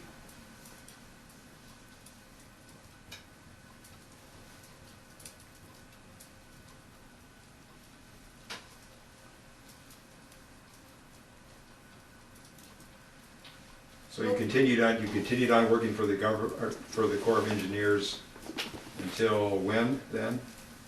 Then you transferred to HUD? When about was that? He was still with the Corps when they, from there, he went to. I know, but I'm jumping ahead here a little Okay, bit. okay.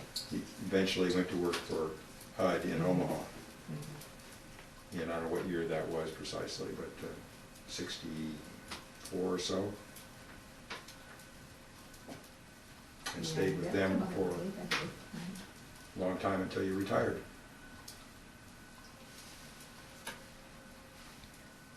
Boy, that's just a blank to me, I can't.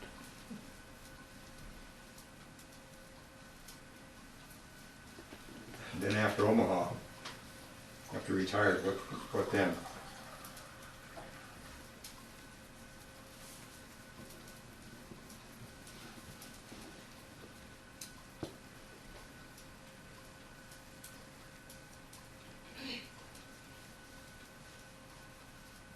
Who was I working for when we moved to Omaha?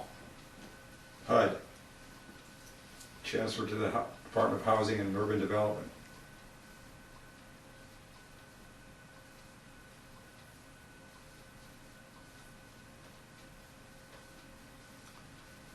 Yeah, the program had changed from insuring loans on single-family houses to multiple family high-rises and like that. And they started to build them outstate. Because otherwise, all of the construction had been in Omaha or Lincoln.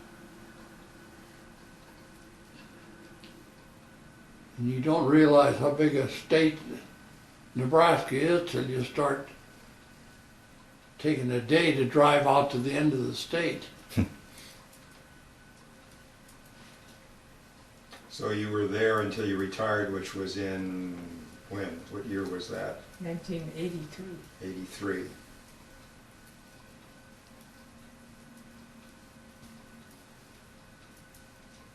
And then in retirement, mostly in Arizona, until moving here a couple of years ago. Yeah. Did you talk about the bomb reunions? Yeah, let's move forward here a little bit. I noticed on your jacket that you've had a lot of reunions with your group, bomber group. Along with that, did you through the years keep in touch with your crew? How was? No, Yes, yeah, Oh, you did some, to some extent. yeah. one person in particular, but the other ones lost track of them altogether. Okay.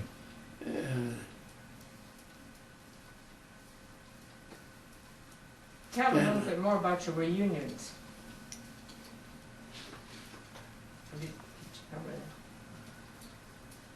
Well, once a year we would scratch together enough savings to attend a reunion, and they were in different parts of the country. And one of them we hosted in Omaha, which was pretty well attended and everything because of transportation and proximity of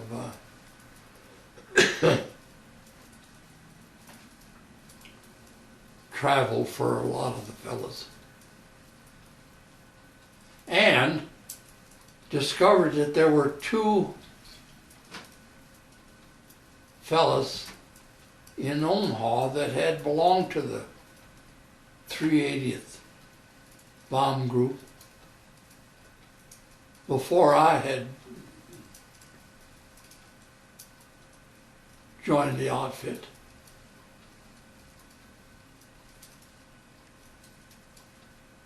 And so they knew their way around Omaha and the air base and the people at the air base and everything.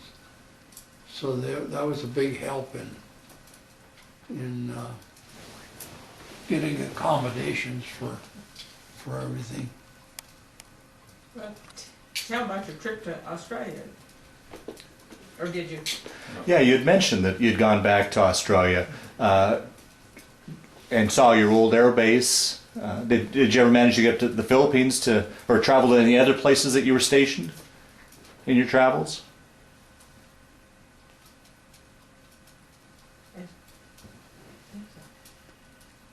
No, just to Australia.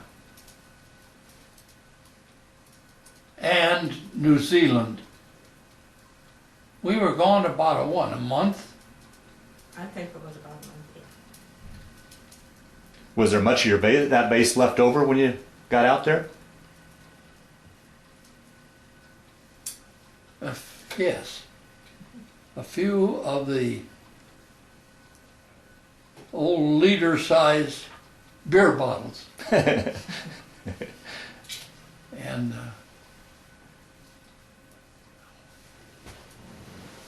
we had some kind of a ration arrangement that each person was allotted.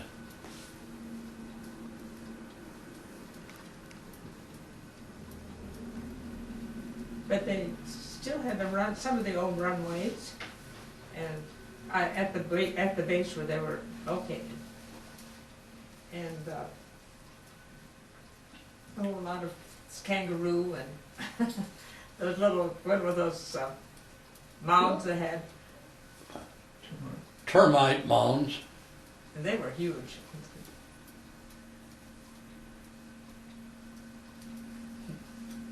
And there was also a wrecked plane that was just left there. Hmm. You got to see that.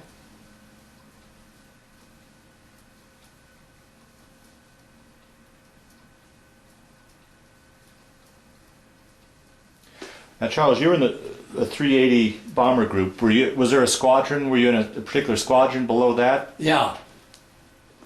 The 531st 531st. Squadron.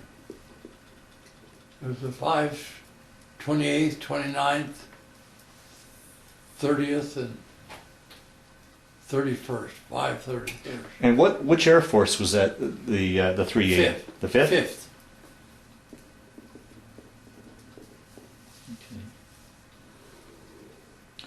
Well, we'll start to wind down this interview.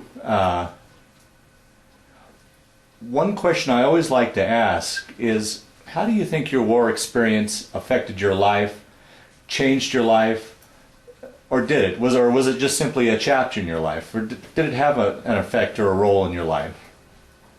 Do you think? No, I don't think it had a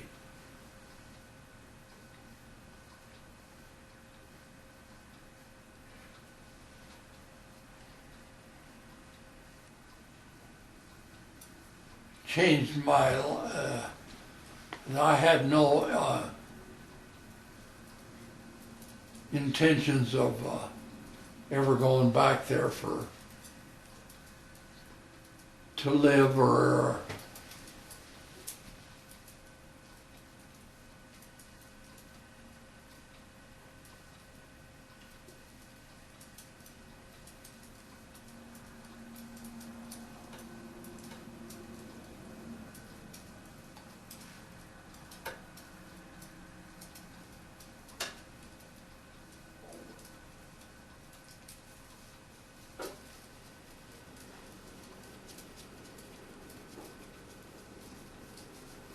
But the thing that was a big surprise to me when we made the trip back there to Australia,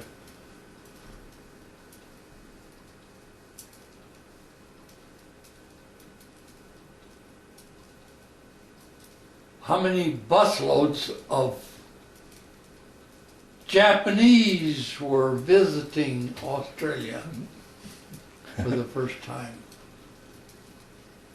Well, another thing I'd like to mention is that the Australians were so appreciative of the Americans helping them.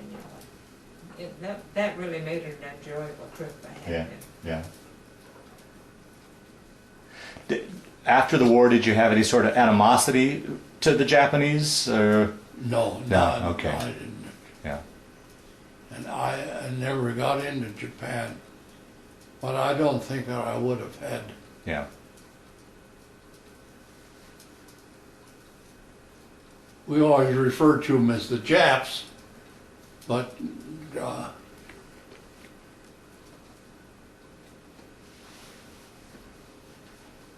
when one bomb would went off and would wipe out a whole city, couldn't, I don't know how much more animosity you could have.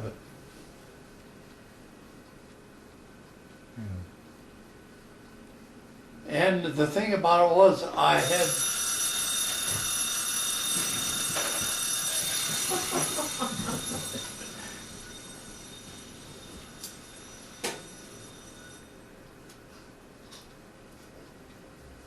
forgot what I was going to say now.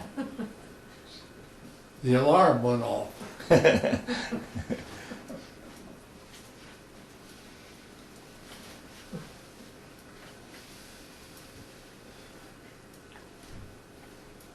Was there anything else you can think of that we've left out that you'd like to talk about? That I don't have anything more. Did you talk about the honor flight? Oh yeah, here last year you went on the honor flight. Talk a little bit about that and how that trip went for you. Well, I thought that was the greatest thing in the world because while I had been to Washington, D.C. through the years, it never was I never had seen the memorial or that they had. And I think that was, they chose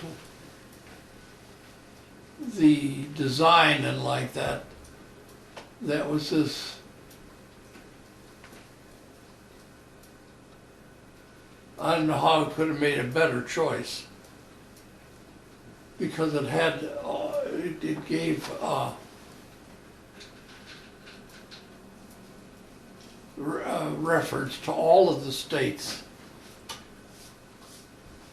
in this memorial. And it had one wall with memorial representation of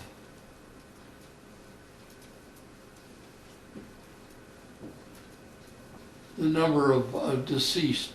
The stars. Yeah.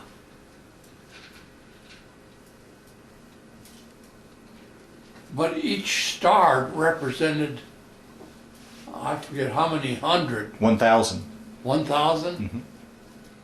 Boy, that was a revelation to me that I had never given any thought to, you know. And it put you to thinking, you know, that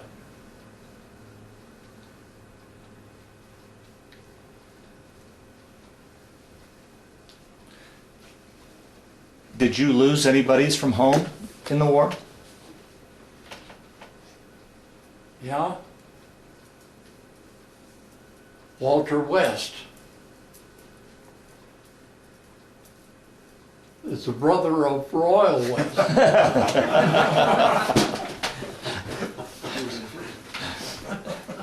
But Walter West was my same age, and I had been out to their house a number of times because they lived in a company house belonged to the railroad.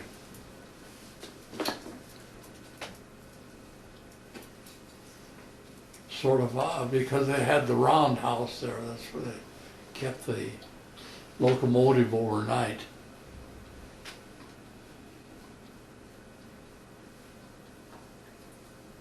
But Walter was my same age. In some way he had joined the Marines, I think, because he'd had a brother, an older brother, that early on in had been a Marine.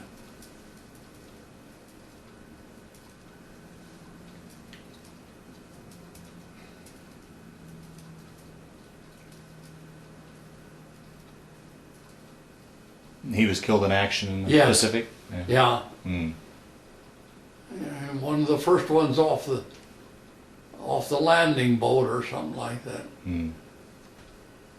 And I don't know what if I don't know, have any idea where Walter West is he buried in the Pollock Cemetery, or never have had anybody ever say. Hmm.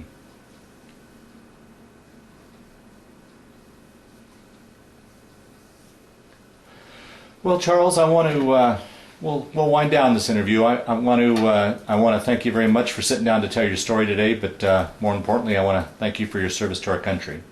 Well, I appreciate it. So, Charles, this picture you think was taken at cadet training down in San Antonio? Yeah. Okay.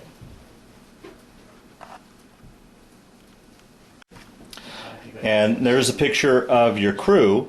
The name of your plane was the Toddy? Yeah. How have you been feeling?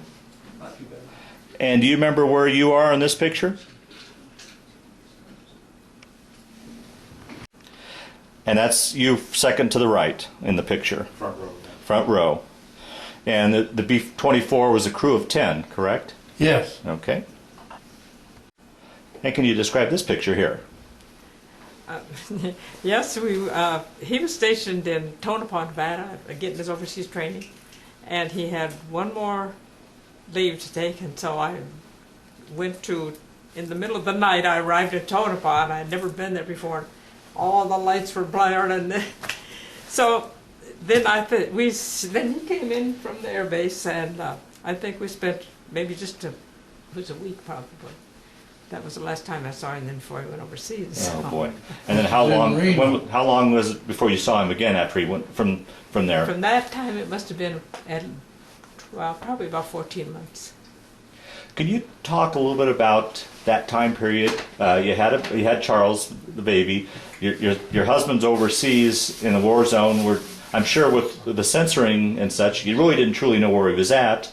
What was life like for you back home on the home front during this time period with rationing and everything else going on? Yeah, of course after I had the baby, that was pretty busy, but I don't know. I guess you just wait to hear from him daily and hope that you would hear from him, which we usually did. It was just always V-mail. Yeah. I think that right. Uh-huh. And some letters. And I don't know, the time just went by. It just seemed like that was the way of life, I guess, because there were so many people that were gone, and it was interesting to talk to your friends who lived with the same situation. And it seemed like the time lasted forever at the time now, but when I think back about it now, it went pretty fast. Do you remember the homecoming when he came home, the day he came home? I do, yeah, because he was on the ship for quite a long time before he finally got to San Francisco, and then he had to take the train. And so our son at that time was just a little over a year, I think. And we took him down to the train station with us, and he didn't want to have anything to do with his father. And